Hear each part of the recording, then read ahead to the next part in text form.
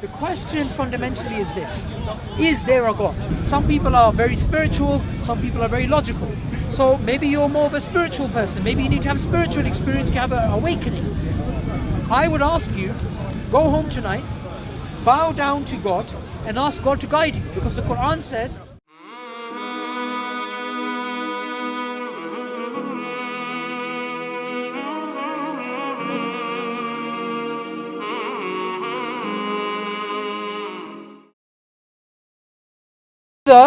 our reasoning abilities are trustworthy. No, if no is the case, everything we're saying is gibberish. If yes is the case, then the only explanation is a non-naturalistic one.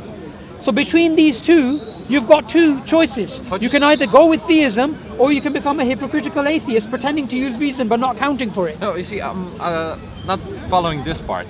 If you're saying, if we ought to trust our reason, we ought to believe there's God. That's what you're saying.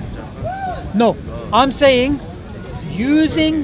not using your reason, because you can use your reason and be an atheist, a deist, a Hindu, a Taoist, whatever. That's irrelevant. The origin of reason, the explanation of this trait which distinguishes us from the animal world. The other animals can use reason, but our ability to go to space, to do quantum mechanics, to do all these things, this amazing quality that we actually have, which is far beyond what survival and reproduction requires. Survival and reproduction, just E and mate, E and mate, E and mate. That's all it is. But we know as human beings, some of the most smartest human beings, they didn't use their reasoning abilities to survive and reproduce, such as even Richard Dawkins. Now Richard Dawkins is supposed to be a clever guy. Atheists love him. How many children does he have? One, from one wife. But that doesn't make sense from a Darwinian point of view. He should be bonking women all the time. If someone asks you, how many children do you have? I lost count. That is what Darwinian prediction would show. Yet he spends a lot of his time writing books against religion, but his writing of books against religion makes no sense from a Darwinian point of view. Okay, no, I understand what you're saying. Do you understand? I understand what you're saying, but well, it still fits in my model of how we evolve as a species, as a society. Of course, well, it is. I think what I'm trying to say is, I think a society and a human being and a family, like if you're thinking just in terms of evolution, Darwinism, and survival, it has a higher chance of surviving if they actually explore, reason, think more than chimps or other animals did. And it makes perfect sense in this model. Now, here's why it doesn't make sense within the model. And this is not according to me, this is according to mainstream evolutionary secular biologists. Let's see. It doesn't make sense because, one, we have reasoning abilities which far exceed the requirements of survival and reproduction. Two, we have natural selection, which is blind to anything which is true or false. Natural selection only sees that which gives it reproductive or survival value. This is why natural selection cannot distinguish between a true belief and a false belief. Even Steven Pinker, an evolutionary psychologist, he is probably the most well-known evolutionary psychologist in the world. He admits that natural selection has geared us for survival, not for truth. And reasoning is about arriving at that which is true, not that which helps you survive. It's still, I don't see why this doesn't fit in the do you model. know what? Here's what I recommend you do. Put together a little synopsis. Say, can Darwinian evolution explain the origin of reason? Get it peer reviewed, get it published, you will become a billionaire. This is big business. And the people who are involved, the people who are at the top, they agree. Even Darwin, like I said, he said, would I trust the convictions of a monkey's mind? No. So how can I trust a mind which evolved like that? So all that you actually have as an atheist is this. you have the claim of using your reason, but the only way of accounting for that is the very thing which you claim against and you define yourself against, which is theism. It's again a circular type of thinking, but again, the fact that we don't yet understand how is it circular? What I'm saying to you is exactly what evolutionary psychologists say. But that doesn't. So why are they doing circular reasoning? Not me. Why are they doing circular reasoning? The only thing they are saying is that they just haven't found a way to show how this happened. They're not saying we haven't found a way. They're saying we have found that natural selection only accounts for survival, not truth. They're not making a claim of ignorance. They're making a claim of knowledge.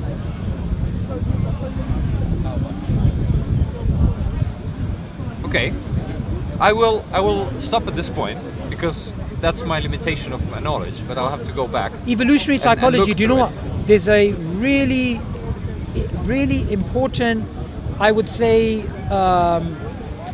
what Darwin got wrong, right? Not getting Darwin wrong, right? It's a book on psychology, and it speaks about, evolutionary psychology, disagreements with Steven Pinker, a new approach.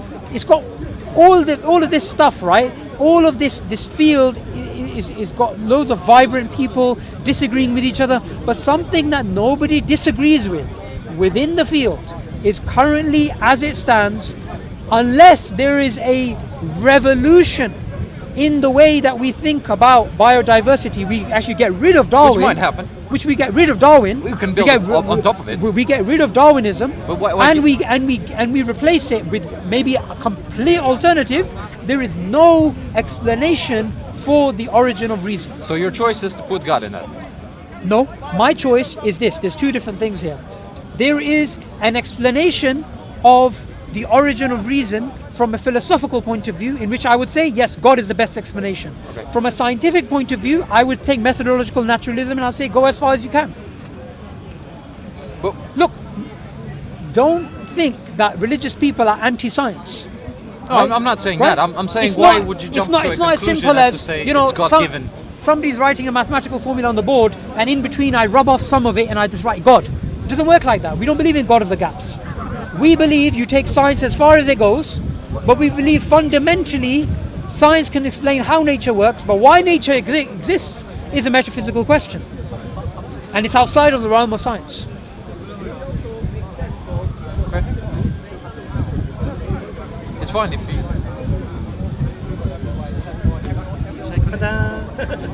But we didn't have any...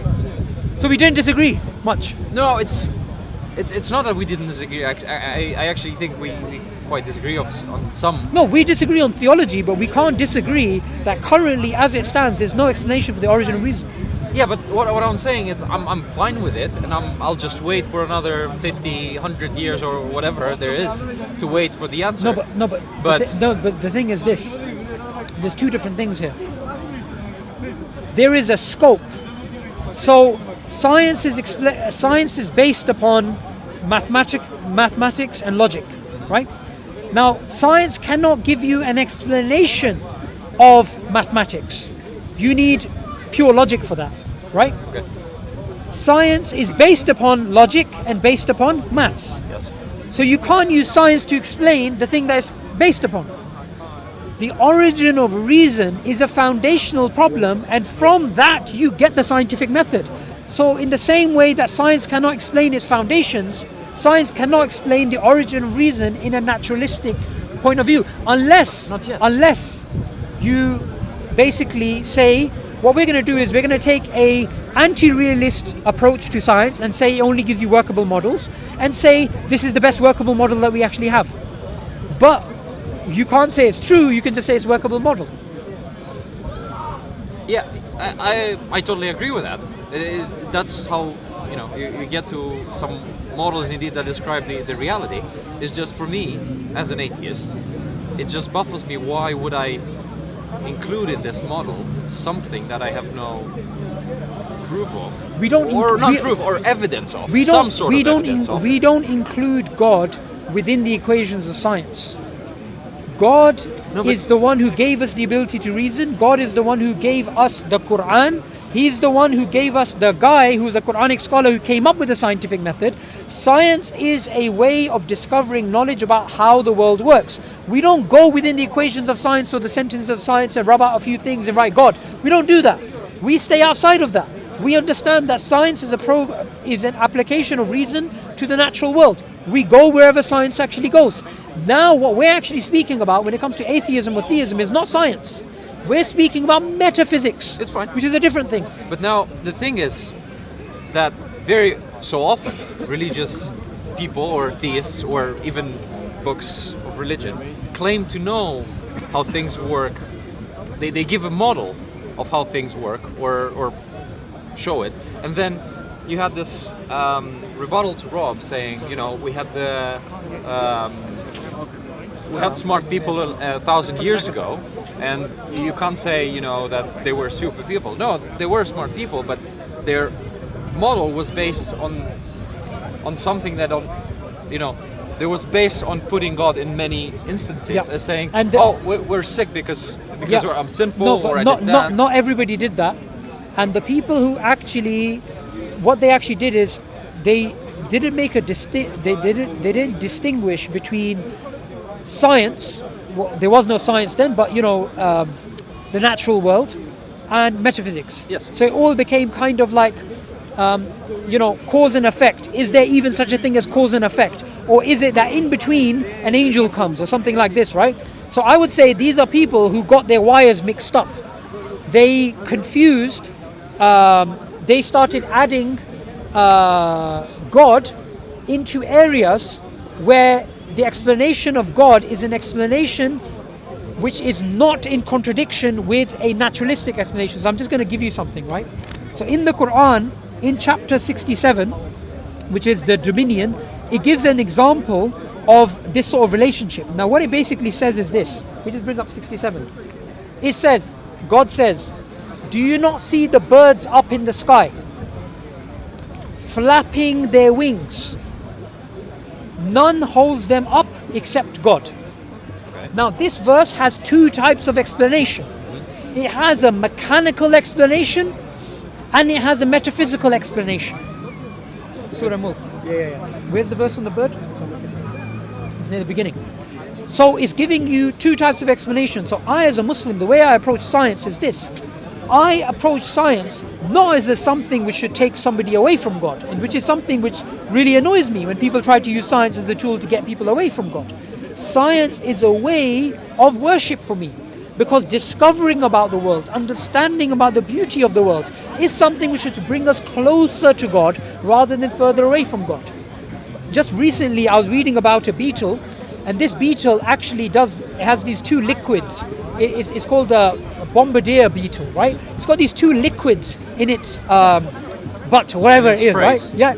And what it does is it has this explosion chamber. It sticks them in there, an explosion happens, and boom, it attacks its opponent. Yeah. Now when I look at that, it reminds me of the creative power of God.